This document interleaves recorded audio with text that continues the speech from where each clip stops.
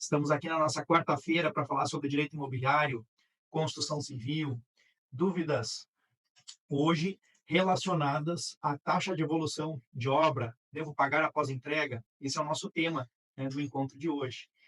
E quero dizer para vocês o seguinte: perguntas no Pergunte ao Professor na semana passada, e, e vi que tinha mais de um questionamento, mais de um aluno questionando sobre os famosos juros de obra ou taxa de evolução de obra, sei lá, cada um chama de uma determinada maneira. E, e eu percebi, pessoal, que grande parte das dúvidas, claro, de ordem prática, porque as situações surgem e aí o advogado fica inseguro, né, em relação aos questionamentos, à situação, e, mas elas estão muito decorrentes, penso eu, de uma certa dificuldade de entender esse modelo, tá? Esse modelo de negócio, que é o juro de obra. Então, qual que é a minha ideia hoje? Né? Minha ideia é o seguinte: eu quero explicar para vocês, mais uma vez, alguns já devem ter me acompanhado falando sobre isso, como é que funciona esse modelo chamado juros de obra. Explico como ele funciona. Na sequência, né, a gente avalia o que o STJ disse sobre esse modelo de negócio, validando esse modelo de negócio, em que sentido se validou esse modelo de negócio, para depois a gente falar sobre o que pode ou não pode ser feito. E aí nós vamos responder, né? Se após a entrega, olha só, percebam o seguinte, pessoal, pergunta dos colegas, ela é diferente, tá? Do que normalmente o pessoal se depara. É, já se diz bastante, a partir da jurisprudência, que depois do prazo contratado para a entrega da obra, não poderia cobrar juros de obra. A pergunta dos colegas não é essa. A pergunta dos colegas é se a entrega é antes do momento contratado. Se a entrega na obra for antes do momento contratado, depois dessa entrega, ou seja, o prazo ainda estaria em vigência, teria ainda um prazo de tolerância de 180 dias, teria ainda um prazo. Na duração deste prazo, poderia-se cobrar os juros de obra? Então, vamos começar pelo que eu estava dizendo no início, né? Modelo de negócio. Então, a pergunta dos colegas é assim, ó. Está lá previsto na jurisprudência que só se pode cobrar juros de obra até a data que se estabeleceu para finalização dessa obra, para a entrega das chaves. Tá?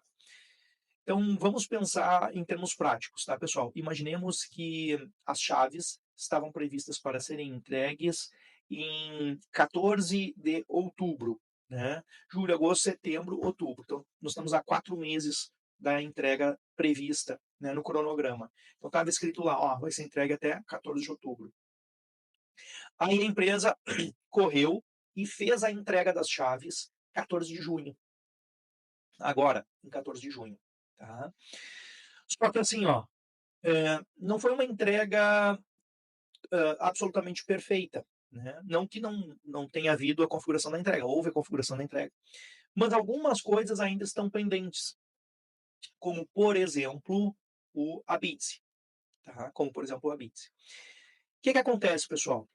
Durante esse período dos próximos 4 meses, né, não estando ainda alguns itens formais plenamente finalizados, essa incorporadora vai seguir apresentando, encaminhando os boletos de cobrança de juros de obra. Essa é a dúvida dos colegas. Se eu tenho um documento de entrega das chaves em 14 de junho, poderia ser cobrado os juros de obra após a entrega das chaves? Poderia os juros de obra ser cobrado após a entrega das chaves? Numa leitura rápida do tema do STJ, que trata desse assunto, que é o tema 996, ele diz o seguinte, ó, é ilícito, ou seja, proibido, tá, cobrar do adquirente juros de obra ou outro encargo equivalente, taxa de evolução de obra, tal, que a gente falou agora, após o prazo ajustado no contrato para a entrega das chaves. Após o prazo ajustado no contrato para a entrega das chaves. Viram como é diferente? Após o prazo ajustado no contrato. A dúvida dos colegas é: e se antes do prazo ajustado no contrato tiver sido entregue a obra? Ou seja, ainda tem o prazo ajustado no contrato, mas as chaves foram entregues antes. Neste período todo de 4 meses, poderia ser outro exemplo, 6 meses antes, sei lá, né, nesse período todo. O cliente vai continuar pagando juro de obra?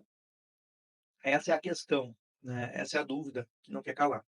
E vejam que isso não é abordado nesse tema, e na minha interpretação, né, na minha forma de pensar, eh, não está abordado neste tema, porque a esse questionamento, ou melhor dizendo, essa situação, ela ofende a lógica desse tipo de modelo de negócio, entenderam? E aí vocês vão dizer assim: "Tá, mas então vamos avaliar o modelo de negócio para saber por que que o Rafael está dizendo que, na prática, isso ofende o modelo de negócio".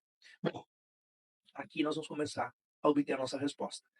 Raciocinem comigo o seguinte: o que é o juro de obra? O juro de obra é pegar dinheiro emprestado para construir um determinado empreendimento. A partir deste dinheiro que se toma de uma instituição financeira, de um banco, né, esse dinheiro que se toma, ele gera encargos, custo do dinheiro, que são os juros de obra. Então, é o preço do dinheiro alavancado, o preço do dinheiro obtido emprestado, tá? Então, pensem comigo assim, ó, colegas. É, a, a incorporadora tem um empreendimento, um projeto, um projeto. Ela precisa, para construir esse determinado empreendimento, de 50 milhões, por hipótese, e ela vai e fecha um acordo com um desses bancos que trabalham, né, com crédito, financiamento imobiliário. E aí ela ajusta da seguinte maneira: ó, eu vou vendendo, né, as unidades futuras e eu vou habilitando um terceiro componente. Então nós temos uma triangulação. Olha só, nós temos uma triangulação. Aqui está o adquirente, aqui está a incorporadora e aqui está o banco. Então nós temos uma triangulação. E aí fica ajustado o seguinte: cada adquirente que comprar esta futura unidade, ele vai ser habilitado junto ao banco como o futuro comprador, como comprador dessa unidade, que futuramente vai ser entregue a ele. E este banco vai ficar autorizado a emitir um boleto para que este adquirente pague os juros da obra, certo? Isso foi levado, esse modelo de negócio foi colocado em xeque junto ao Poder Judiciário, porque, do ponto de vista dos adquirentes, muitos consumidores entenderam que o custo dos juros de obra deveria ser suportado pela incorporadora e não pelo adquirente, né? Uma vez que é o negócio dela, tá? E essa era a tese. Essa tese não foi vitoriosa, tá? Essa tese foi derrotada. O que entendeu o Poder Judiciário por meio do STJ? Eles entenderam o seguinte: que quando essa incorporadora toma dinheiro para construir o imóvel e esse imóvel tem dono, o adquirente, ela na verdade está pegando dinheiro, usando do seu nome para pegar dinheiro, mas para fazer uma obra em favor do adquirente. Então se entendeu que é lícito, é permitido, né, repassar o custo do dinheiro para o adquirente, porque a unidade está sendo construída em favor dele. Tá? Isso é o que foi avaliado lá no STJ. Isso é o que foi avaliado pelo Poder Judiciário. Então, o Poder Judiciário disse: olha, esse modelo de negócio, na nossa ótica, né, não ofende, não é ilícito. Tá? Mas aí eles foram um pouquinho adiante. Por quê? Porque nós estávamos vivendo um momento de muitos atrasos de obra, muitos atrasos nas entregas das obras. Né? Então, atraso de obra. Aí o Poder Judiciário foi um pouquinho mais adiante e respondeu a seguinte questão jurídica: tudo bem, em sendo lícita esse repasse do juros de obra, porque em favor a unidade está sendo alavancada, ou seja, obtido um empréstimo em favor desta unidade, em sendo lícito, permitido esse repasse, uma vez que a construtora atrase a obra, esses juros vão continuar incidindo. Esses juros vão continuar incidindo. Por quê? Porque enquanto a obra não estiver pronta, não estará quitado o empréstimo da construção. Aqui é o pulo do gato. Aqui é o pulo do gato, pessoal. Então, vamos prestar atenção no seguinte: nós vamos ter, numa operação dessas, sucessivamente, dois financiamentos, dois empréstimos. O primeiro é este que está ativo. entre a incorporadora e o banco, e está sendo remunerado os juros pelo adquirente. Esse é o primeiro empréstimo que acontece. Esse empréstimo é para pagar os operários, é para pagar os materiais. Então, esse é um empréstimo de construção. Esse é o primeiro empréstimo. O que acontece? Quando chega no final do contrato, ou seja, quando chega na entrega do imóvel, está produzido o empreendimento, né? O que vai acontecer? Um por um das unidades, uma por uma das unidades será quitada pelo adquirente. E aí como é que vai funcionar? Parte do saldo devedor do adquirente, que o adquirente vinha pagando só os juros de obra, né? E via de regra até eles partiam, tá, pessoal? Às vezes vem lá uma prestação de R$ 1.000, 500 é para o juro de obra e 500 é para incorporadora, tá? Às vezes não é todo o boleto que é do juro de obra, às vezes é partilhado. Então imaginemos que o imóvel lá custou R$ 500.000, né? Todo mês deduz do saldo devedor R$ 500, que é pagamento do preço, e os outros 500 é o juro de obra, ou seja, não está deduzindo do saldo devedor. Esse é o ponto. Chegou no final da construção, 36 meses depois, 36 mil foram pagos, digamos que 18 foram em favor do saldo devedor. Então, ao invés do cliente dever, se ele não deu uma entrada, né, normalmente se dá uma entrada, mas vamos fazer do jeito simples, né? Se ele devia 500 e ele pagou 18, o saldo devedor dele seria 500 menos os 18. Né? Ah, tem atualização? Bom, aí não vou entrar nesse detalhe, porque senão vai atrapalhar o raciocínio, tá? Desconsiderem isso nesse momento. Então, vamos dizer que agora nós temos lá um saldo de devedor de R$ 482 mil, né? Que é o preço da unidade. Agora, pessoal, vamos compreender que no contrato original de construção foi pego emprestado para construir essa unidade, imaginemos que foi pego emprestado R$ 200 mil. Então, R$ 200 mil era o que estava gerando os 500 do juro de obra. Tá? Foi os 500 que o banco foi emprestando para comprar os insumos, para pagar os operários, etc. E tal. Então, desses 200 que foi utilizado pela construtora, então, aliás, desses 482 que o cliente deve para a construtora, nessa triangulação, 200 mil tem que ser pago para o banco. Para quê? Para quitar o financiamento da obra. Aí acabou o financiamento da obra. Quita o financiamento da obra. E os outros 282 vai ser o pagamento do preço, ou seja, o faturamento da incorporadora. Parte vai ser lucro, parte vai ser ainda outras despesas que ela teve. Né?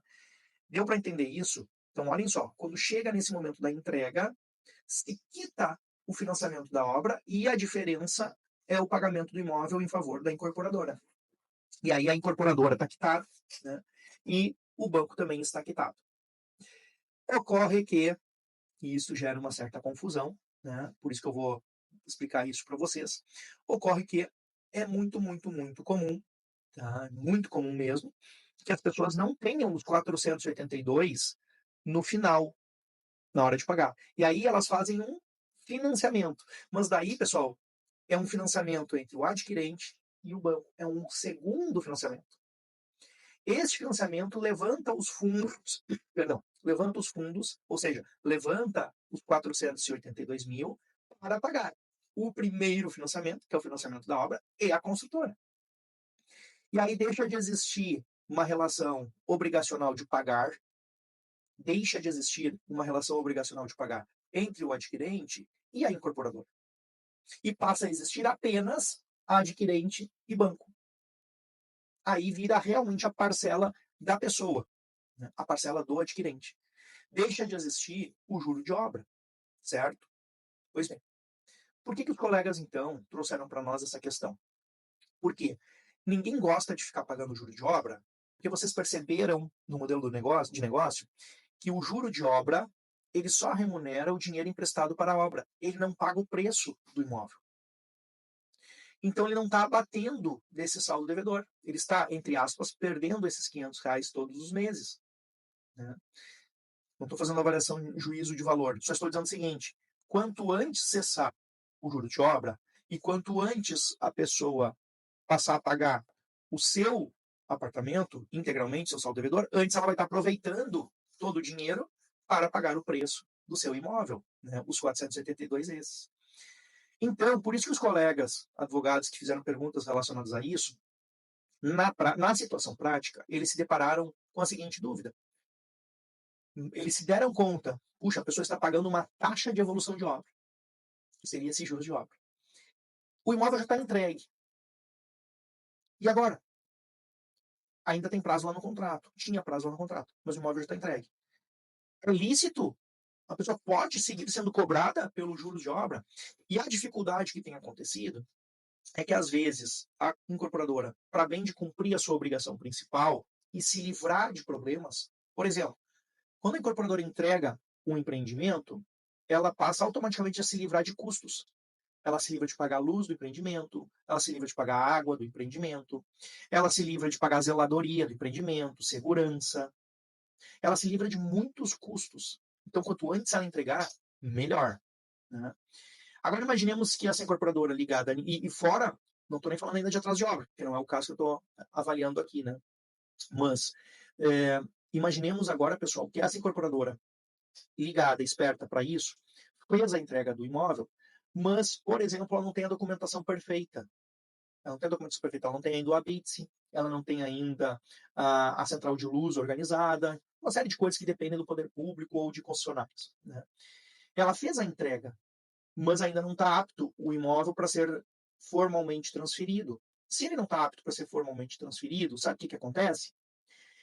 Você não tem como fazer o encaminhamento do financiamento, do segundo financiamento, né, que é aquele que eu falei agora há pouco, que é o financiamento direto do adquirente, para quitar o saldo devedor.